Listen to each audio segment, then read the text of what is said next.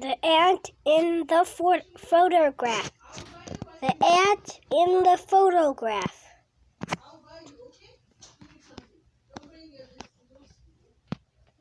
Tonight was parents' night for Mr. Casey's. The great classroom. Darren was excited.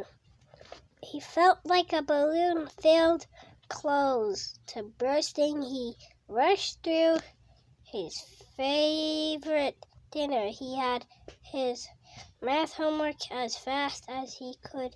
He begged his mom to please let him walk for the dog after parents' night.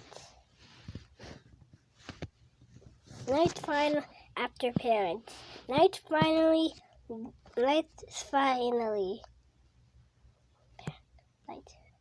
Finally, Darren and his mom arrived at school.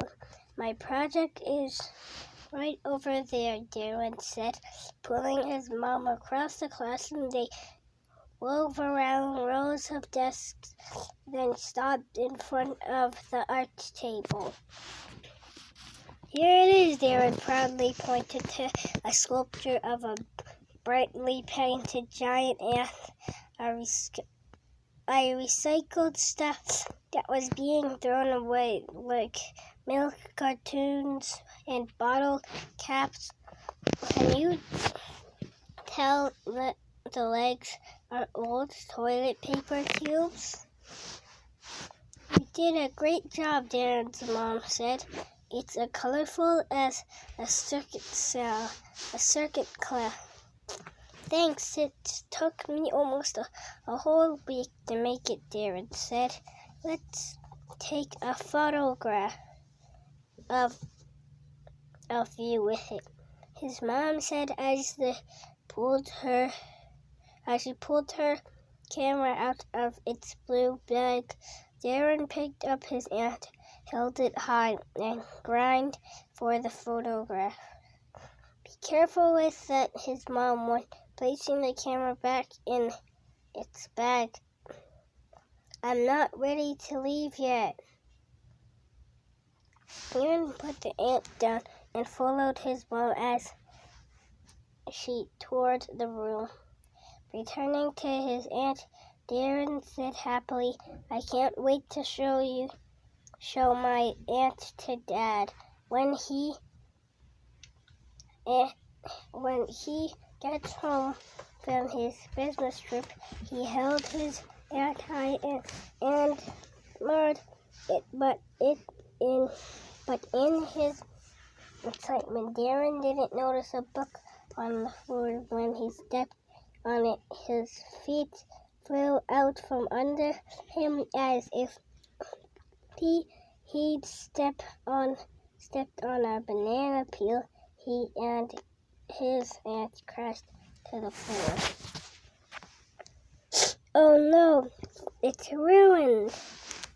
Darren exclaimed when he saw pieces of his ant littering the floor. He picked up the flattened milk cartons, twisted straws, and ripped paper that had made up his ant. There's no way I can fix it, he moaned, and Dad never saw it. I'm sorry, Darren, his mom said, helping him pick up the last pieces of his ant. I hope the photograph of it turns out, said Darren. Good thinking, his mom replied. Dad will like to see that. She put the last of the ant sculpture's pieces in the waste basket. Are you ready to go?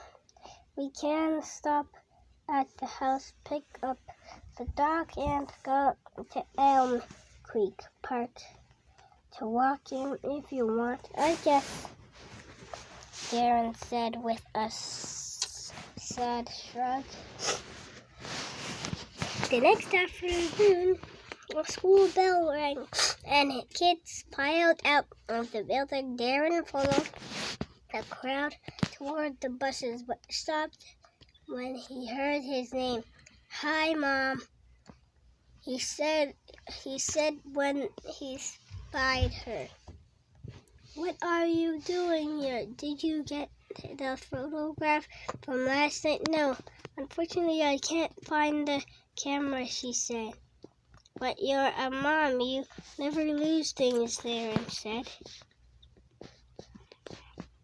Maybe I left it at school last night, his mom said. I'll help you. I will help. Will you help me search the lost mountains for sweatshirts and sweaters, sorting through mismatched mittens and gloves, looking at socks, hats, and scarves? They did not find the camera. Let's go to the office and ask whether anyone turned it in. Darren successed his voice, filled with worry, but no one in the office had seen it either. What if we never find it, Mom? Darren asked as they walked to the car.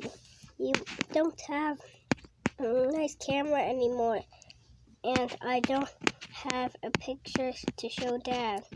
Well, his mom said thoughtfully, I'll check the apartment one more time. If it's not there, we may just have to hope for the kindness of a stranger.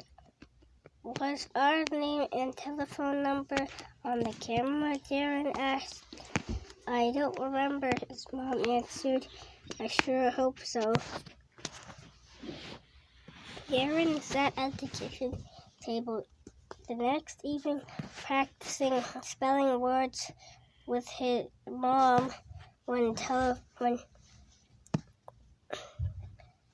the telephone rang, he wrote a few words while he waited for her, but it was hard to concentrate. A gloomy cloud hung over his head. There is still no sign of the lost camera. He had tried to make another ant sculpture, but the whole thing fell apart when he started to paint it over before the glue dried. Now he had ran out of time. His dad was coming home tomorrow, and Darren had nothing to show him.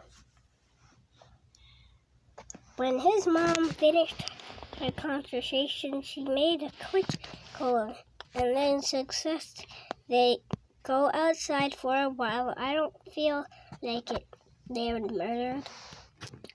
Mom smiled and gently tugged Darren to the door. Come on, a surprise is coming. Darren flopped on the front step and waited, but nothing happened. This isn't a very good surprise, Mom, he sighed. Can I go back inside? His mom laughed. You'll miss the fun if you leave now. Look. An older boy riding a bike came toward them. Are you Darren? He asked. Yes, Darren answered slowly. The boy got off his bike, put down his kickstand, and extended his hand toward Darren. Hi, I'm Michael. Darren he stood and then shook his hand. I think this belongs to you, Michael said, and pulled a blue camera bag from his handlebars. Darren's eyes opened wide. His jaw nearly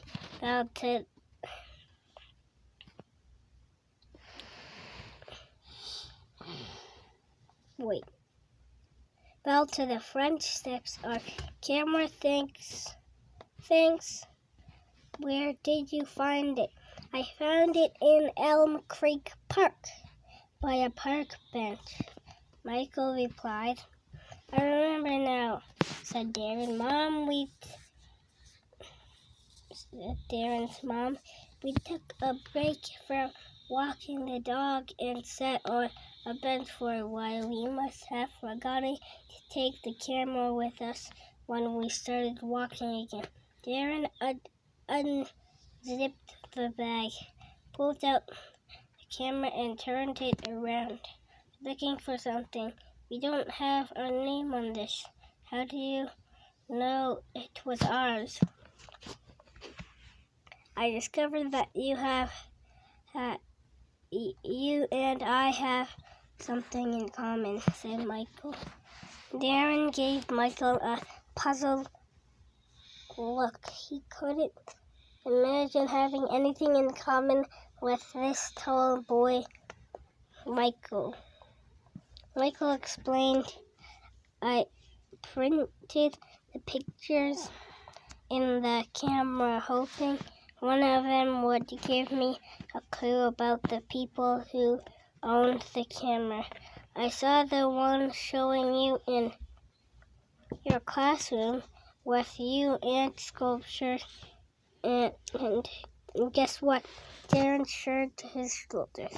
We had the same third grade teacher. I'm in 10th grade now, but I remember doing the same project in third grade. Mr.